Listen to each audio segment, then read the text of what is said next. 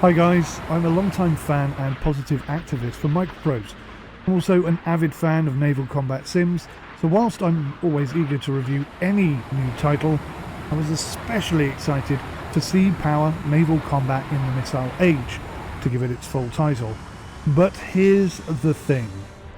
At about £40, give or take a couple of quid, it's quite the investment, and as yet I haven't seen an honest review of the game in its current state. My allegiance is always to you, the buyer, but I'm also certain that the devs will appreciate some critical feedback too. So here it is, along with some gameplay from a single mission that I played yesterday.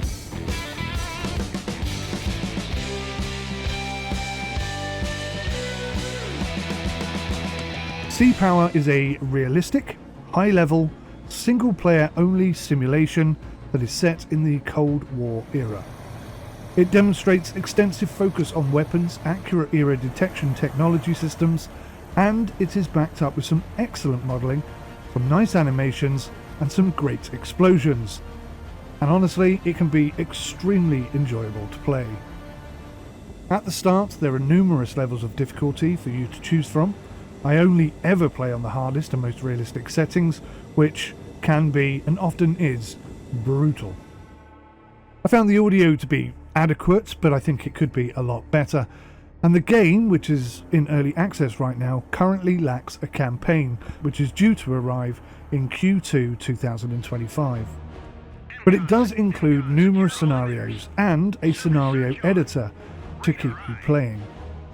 I believe that modding is also currently active, so that could add even more scenarios and even ships, subs and aircraft for you to play with, but I haven't really looked into that side of things yet. I call Sea Power a high-level sim because it lacks many of the individual components required for you to be the captain of a single ship, aircraft or submarine in any kind of meaningful way that would allow you to have a realistic and an immersive experience. It simply isn't designed like that. It's not that kind of game. Instead, you are going to be in constant control of all the ships, submarines and aircraft under your command, and as such, things can get busy, confusing and at times quite stressful.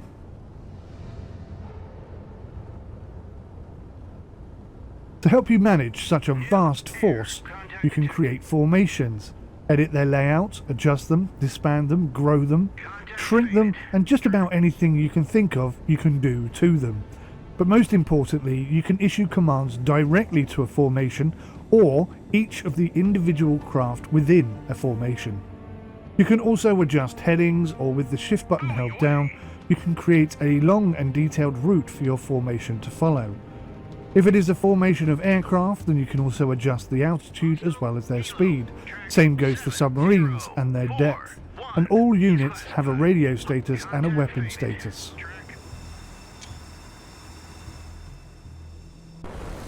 So the trick to this game is to be able to detect enemy units first without first being detected, and to know which weapons best suit the situation, and then also how to implement them effectively. It can be a complex, multifaceted learning curve, as each weapon system has integrated requirements and limitations, and understanding them is essential to using them effectively. Not to mention that every ship, aircraft and submarines have their own integrated requirements and limitations that you will need to take into consideration too. Experienced sim players might already be adept with the Earth bulge and what that means for visual, radio and radar communication, or how sonar works in relation to the thermal layer and how best to use that to your advantage. But for those just starting out, there is a serious lack of beneficial tutorials available.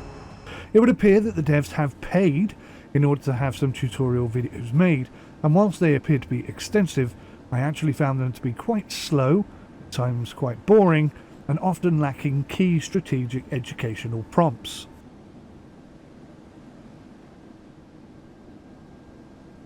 Torpedo in the water! Torpedo in the water! Bearing 17, surface. Contact detected. So if I could just take a moment to ask you, what do you think of the gameplay that you're watching so far? Looks pretty realistic, action-packed maybe, with some pretty decent graphics and animations, right? At least I hope that is what you thought, because that is genuine gameplay footage. Please do let me know in the comments at the end of the review your thoughts on this title, and especially what I'm about to say. Fundamentally, this is the difference between a promoter and a reviewer. I don't edit my gameplay to exclude the boring bits, hide the bugs, or ignore the limitations. I, like you, have watched numerous gameplay videos before the game released, and they did an excellent job of promoting the game, but they sure as hell didn't give a true representation of what the gameplay is actually like. The gameplay you are watching right now took me 4.5 hours to record, and that only captures half of that battle. So be aware, often the gameplay is very slow, as naval combat often is. There are lots of calculations and plans being drawn up whilst trying to gather strategic information about your enemies. It isn't all explosions and combat. However, the biggest issue right now with Sea Power is the fact that it is very buggy and it has limited functionality. And the problem is, if nobody is highlighting this to the developer, these things might never get fixed. So let's explain some of the problems. The first problem is the lack of any integrated tutorials, as I mentioned.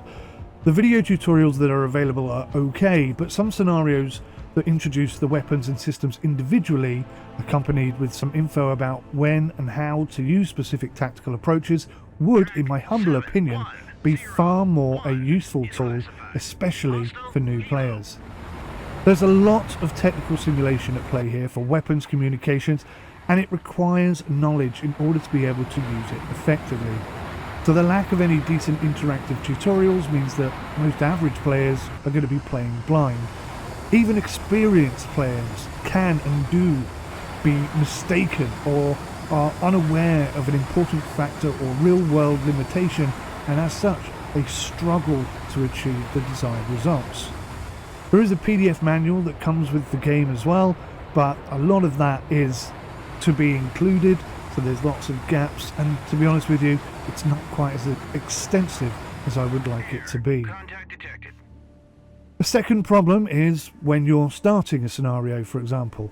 All of your units have preset variables which are defined by the mission creator. So if you wanted to remain stealthy, but there's a single unit within a formation that's in full scan mode, then you're instantly giving away your position to the enemy. And once you have given away your position, it is done. It would be better, in my humble opinion, to give us a pre-start setup option for this purpose. That way we could set up every formation the way we want it, and perhaps even position it where we would like it within a certain area on the map.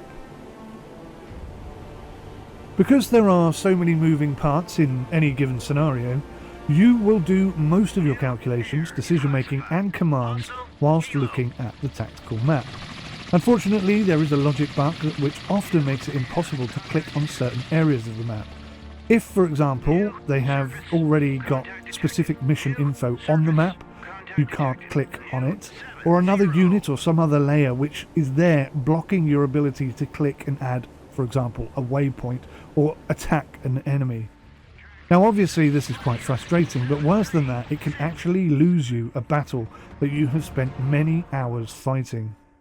Especially when you factor in that sometimes the selected unit doesn't initiate correctly and you'll accidentally redirect a previous unit instead. So if you've just spent 5 to 10 minutes creating a complex route for that previous unit to follow, it's even more infuriating when you completely undo that in one single click.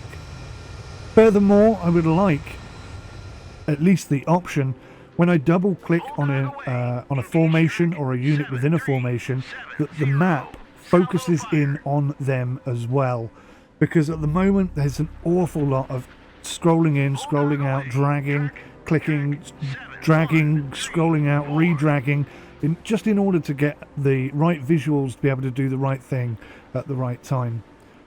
One of the best suggestions I can give to the dev is to allow us to pop all of these screens out. There are, in the top left, you normally have your formation settings, so you can see what formations you have and each individual unit within a formation. That's great. Down in the bottom left, you tend to have your map and your information down there. That's essential. And also, there's an option for updates to be passed to you directly. So any new target that is discovered will pop up, or any target that loses signal will you'll be alerted to. You can turn that on or off in the settings. But unfortunately, when you double click on them, quite often it doesn't take you to the correct location or the ship that discovered them. So it's a bit broken like that. The UI interface just doesn't really work very well. It would be so much better if we could take those extra windows and pop them out into extra screens. I would love to have that map fully opened on a second screen. I would love to have radar communications coming in on another screen, taking up maybe half the screen, and then the other side could be the formation list. That would help so much, because you can see so much more and you can do so much more so much quicker. So as I mentioned, there are a lot of moving parts in this game. Perhaps on this occasion you have 10 ships, 2 subs, 20 aircraft under your command, and let's not forget that some of those ships have helicopters on board as well. It gets busy. So you will be glad of the ability to place selected units into formations. Now, I've mentioned formations already, but what I didn't discuss were the bugs encountered with formations. Unfortunately, one of the bugs means that commands you issue to a formation are not always necessarily going to be adhered to by all of the members in the formation. So when the vampires arrive, some of your ships won't necessarily be locked on or fire to defend themselves, which can cause some problems. Equally, if you want everyone to go MCON, I think it's called, where you're not transmitting but you're listening and you're trying to detect enemies that way, you could have one ship that's not doing the same thing. So whilst you're trying to sneak up on the inside of the coast, they're just constantly pinging away and just letting the enemy know exactly where you are. That's quite a big problem in the game. Possibly though, the worst bug of all is the AI assistant bug. Sometimes the AI assistant, because the game does self-govern itself a lot of the time, will override your commands. Either it will switch, let's say you set a formation and every unit in that formation to fire at will, well, the AI might decide it doesn't want to do that and swap it back to another setting without letting you know that it's done it. One simple example I can share with you is I know from experience that firing a double salvo at an incoming chopper has a much better chance of blowing it up, because that chopper will almost certainly drop flares, and 2 missiles have a much better chance of hitting him than one missile will. But the game AI overruled me repeatedly, wasted 10 missiles, firing each one of them at one at a time, eventually killing him, but taking a really long time, taking that particular ship out of formation, and no matter what I did, I couldn't get him to go back into formation. Another little bug there. But yeah, that was a waste of missiles and a waste of time, and it really caused me a big problem. There are numerous other bugs that I discover, and the more I play, the more bugs I find. And do factor in that these missions I'm playing are on the hardest difficulty setting, so they can and are brutally hard. One mistake is all it takes and you are in big trouble.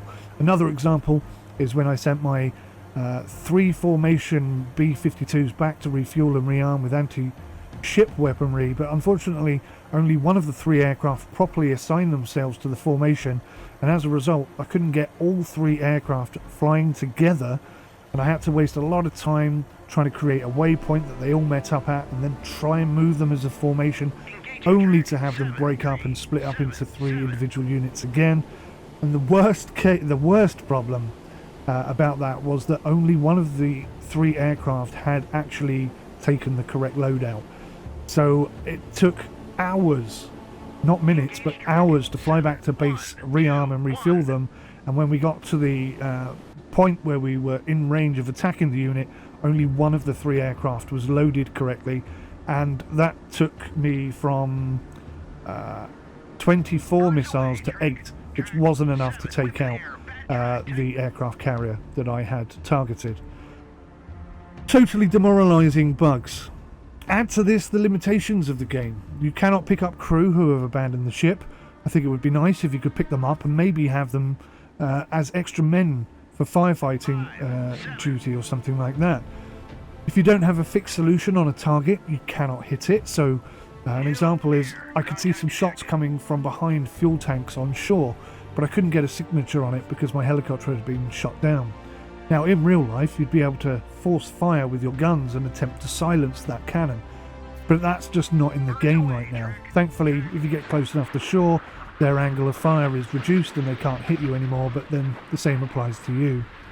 Equally, if I launch a helicopter from ship B and ship B gets sunk, why then can't I land my stricken helicopter on the shore before it runs out of fuel? Or better still, land it on another ship with a helipad, because the fact is, the other helicopter which is on ship A, for example, will be stored within the ship, so the helipad is free, right? I think the biggest limitation right now that would make a biggest difference is when holding the shift button and creating a route.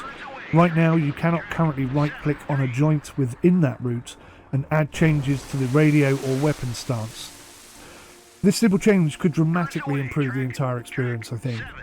Now forgive me, I don't normally do this, but please do leave me a comment about the game, your thoughts on it, ideas, hopes and aspirations for its future. I believe in time all of these issues that I mentioned today will be fixed, and hopefully the dev will consider introducing my suggestions to improve the gameplay, and that the campaign, when it releases, will be deep, realistic and fully fleshed out. But please remember, my allegiance is to you, the buyer, and although I love, respect and do promote Microprose effortlessly, I never edit my gameplay to hide bugs, beef up boring gameplay moments or disguise limitations, because at the end of the day, it's you that wants to know what the game is really like before you invest your money in it. Thanks for watching, please hit the like button, subscribe if you'd like to see more.